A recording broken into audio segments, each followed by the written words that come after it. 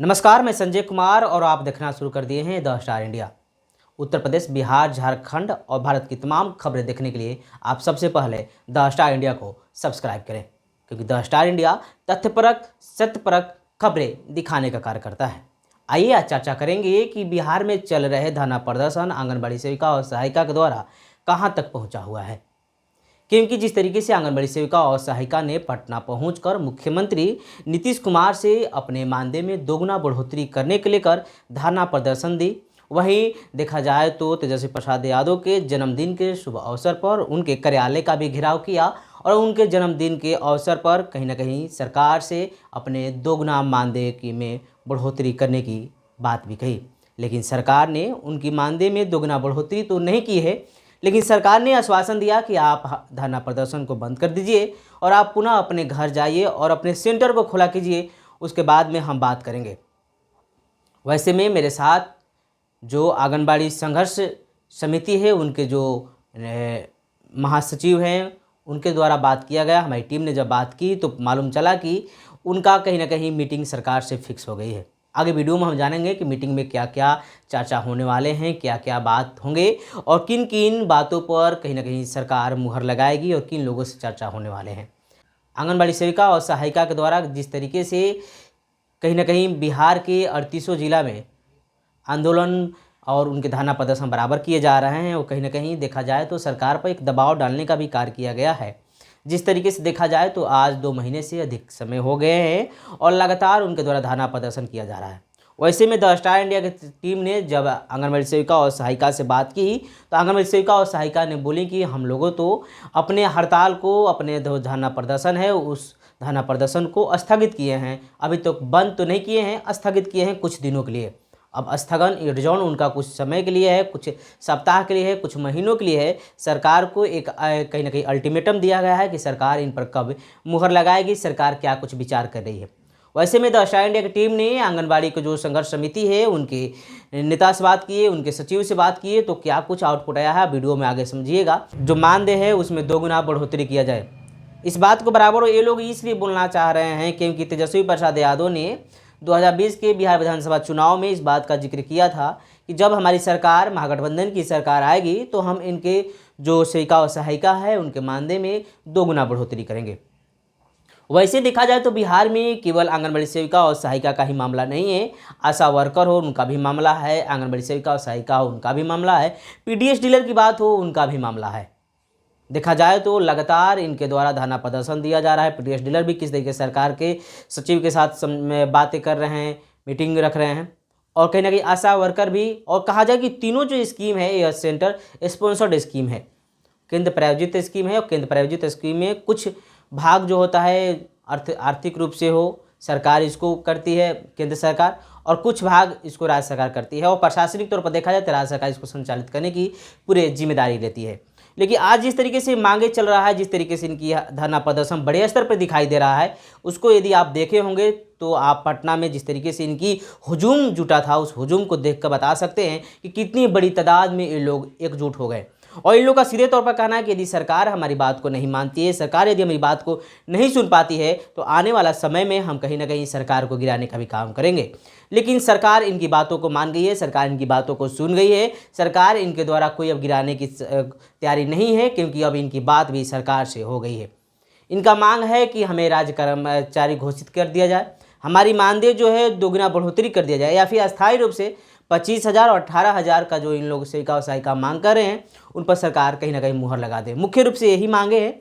अब मैं आपको बताते चलूँ तो जिस तरीके से पटना धरना प्रदर्शन हुआ, मुख्यालय स्तर पर धरना प्रदर्शन हुआ, प्रखंड स्तर पर धरना प्रदर्शन हुआ, जिला स्तर पर धरना प्रदर्शन हुआ, और जब धरना प्रदर्शन हुआ तो इनके द्वारा सीडीपीओ को कहीं ना कहीं अप्रत्यक्ष तरीके से इनके जो सेंटर है वहाँ पर लेटर दिया गया और आंगनबाड़ी से बात करने के बाद, कार्यकर्ताओं से बात करने के बाद, जो आंगनबाड़ी सेविका और सहायिका है, जो वर्कर है, उनसे बात करने के बाद द स्टार इंडिया को फीडबैक मिला है कि कहीं ना कहीं इन लोगों पर कहीं ना कहीं अप्रत्यक्ष रूप से दबाव आने लगा कि यदि आप सेंटर नहीं खोलेंगे, धरना प्रदर्शन वापस नहीं लेते हैं तो आप बर्खास्त कर दिए जाएंगे।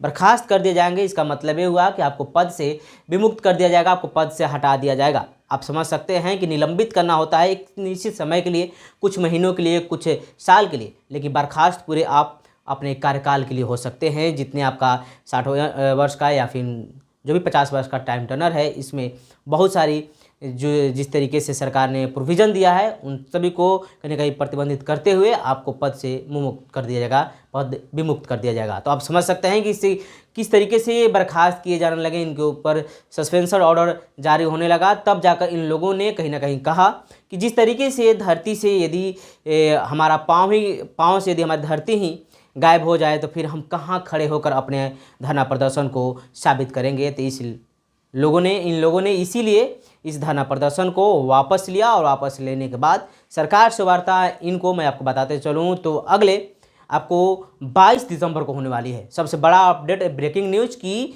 आंगनबाड़ी सेविका और सहायिका का जो सचिव के साथ मीटिंग होनी है, सरकार के मंत्री के साथ जो कि समाज कल्याण मंत्री हैं उनके सचिव के साथ मीटिंग होने वाली है। तो इन तमाम चीज़ों पर देखना होगा कि सरकार किस तरीके से मुहर लगाती है। ज़रा ये वीडियो देखिए, जिस वीडियो में ऑडियो के माध्यम से जो आंगनबाड़ी सेविका और सहायिका के जो नेतृत्व है उनसे द स्टार इंडिया की टीम ने बात की है और क्या कुछ बात में आया है आउटपुट, जरा ये वीडियो देखें। बोला जैसा। हाँ, तो मैम बोले हैं कि वो आप लोग का जो हड़ताल धरना प्रदर्शन चालू था, जी जी। तो धरना प्रदर्शन को लेकर आप लोग की क्या राय है? सरकार आप लोग की बात मान गई? देखिए सर, बात ऐसी है कि सरकार जितनी हठी है उतना जिद्दी हम लोग भी हैं, जी। क्योंकि हम लोग अपनी जायज मांगों को लेकर अड़े हुए हैं कि सरकार हमारी मांगों को पूरी करे। लेकिन सरकार इतनी अड़ियल और ये कहिए कि निष्ठुर है, निर्लज है कि हमारी मांगों पे विचार नहीं कर रही है। बार बार हमारे यूनियन के लोगों को, राज्य के लोगों को बरगला रही है। डेलीगेट के लिए बुला बुला कर समाज कल्याण मंत्री के अपर सचिव से और बार बार बरगला रही है, ये दिन दे रही है, वो दिन दे रही है, ठीक है अगली बैठक में मानेंगे। लेकिन इसका सही जो निष्कर्ष है नहीं निकल के आ रहा है। अच्छा। कारण ये हुआ कि अब उन्होंने ये हर जिले में पदाधिकारी के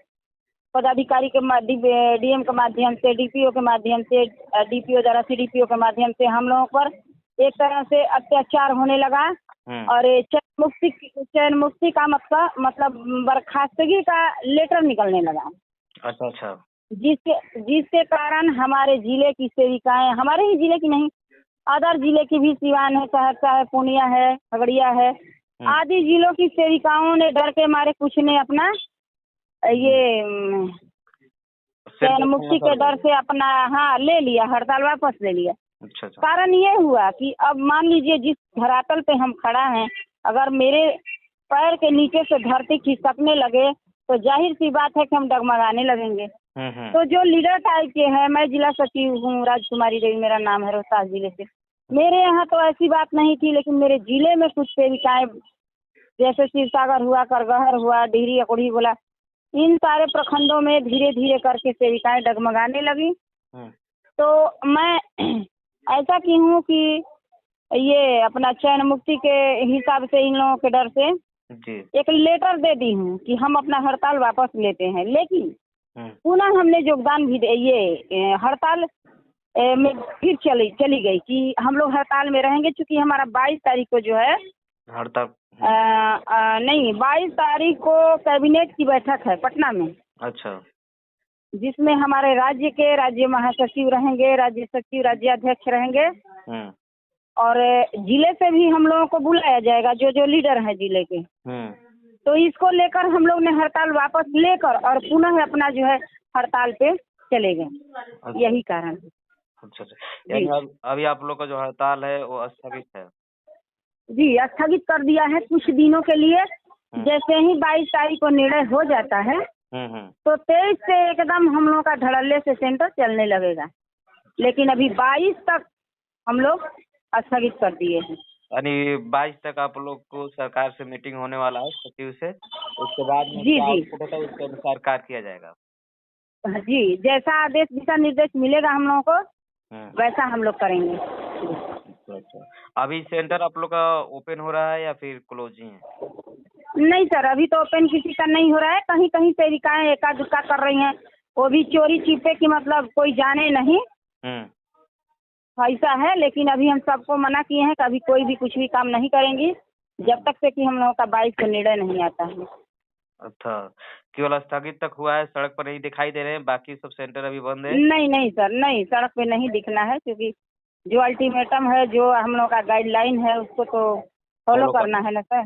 जी। तो आपने देखा किस तरीके से आंगनबाड़ी सेविका और सहायिका अपने मानदेय में मांग में बढ़ोतरी को लेकर सरकार के समक्ष खड़ी थी और सरकार का कहीं ना कहीं अप्रत्यक्ष रूप से दबाव आया तो अपने धरना प्रदर्शन को भी वापस लेने का कार्य किया और वापस लेने के बाद कहीं ना कहीं इन लोग अब सड़क से घर पर पहुंच गई है। लेकिन अब घर से डायरेक्ट इन लोग कहा जाए कि सीधे तौर पर प्रत्यक्ष रूप से सरकार से सम्मेलन करेंगी, सरकार से मीटिंग करेंगी और सरकार से वार्ता करने के बाद क्या कुछ आउटपुट आता है, जैसे ही कुछ आउटपुट आएगा द स्टार इंडिया सबसे पहले आपको खबर दिखाएगा। तो द स्टार इंडिया को देखते रहें, क्योंकि सत्यपरक और तथ्यपरक खबरों के साथ द स्टार इंडिया सबसे पहले सबसे आगे आपके साथ, आपके कदम कदम के साथ खड़ा रहेगा।